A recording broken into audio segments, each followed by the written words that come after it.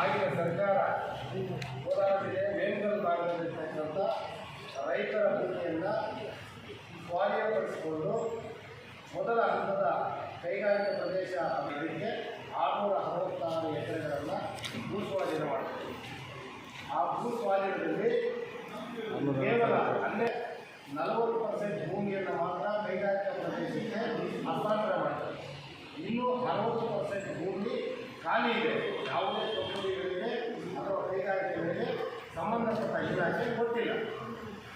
ಅದು ಆಗಿಯೂ ಎರಡನೇ ಹಂತದ ಭೂಸ್ವಾಧೀನ ಪ್ರಕ್ರಿಯೆಯನ್ನು 2023-24ನೇ ಹಂತದಲ್ಲಿ 1 ವರ್ಷದ ಹಿಂದೆ ಭೂಸ್ವಾಧೀನ ಮಾಡ್ತಾರೆ.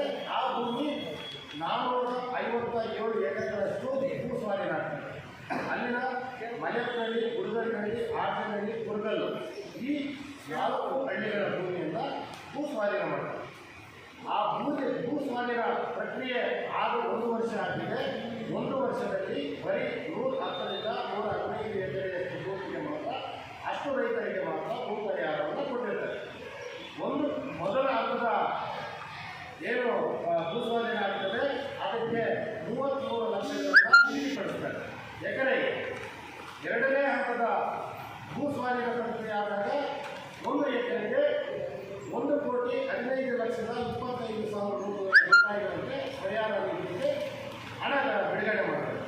1 ವರ್ಷದಿಂದ ಬರೀ 110ರಿಂದ 115 ಎಕರೆಯಷ್ಟು ಭೂಮಿ ಮಾತ್ರ ಪರಿಹಾರವನ್ನು ಕೊಟ್ಟಿದ್ದಾರೆ.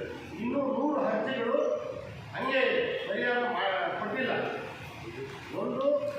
ಆ ಪರಿಹಾರ ಕೊಟ್ಟಿಲ್ಲ ಮತ್ತು ಆ ಕೈಗಾರಿಕಾ ಪ್ರದೇಶವನ್ನು ಅಭಿವೃದ್ಧಿ ಕೂಡ ಮಾಡಿಲ್ಲ. ಇನ್ನು ರಸ್ತೆಗಳಾಗಲಿ ಅಥವಾ ಯಾವುದೇ ಕಂಪನಿಗಳಿಗೆ ಹಸ್ತಾಂತರ ಮಾಡಲಿಕ್ಕೆ ಆ ಭಾಗದ ಅಷ್ಟು ಜಮೀನನ್ನು ಹಂಗೆ ಇಟ್ಕೊಂಡಿದ್ರು ಸಹ ತರಾತುರಿಯಲ್ಲಿ ಅಲ್ಲಿನ KDP ಅಂದರೆ ಭೂ ಸ್ವಾಧೀನ ಅಧಿಕಾರ ಆಗಿರ್ತಕ್ಕಂಥ ಅಪೂರ್ವ ಬಿದ್ರಿಯವರು ಅಲ್ಲಿ ಎಸಿ ಆಗಿರ್ತಾರೆ.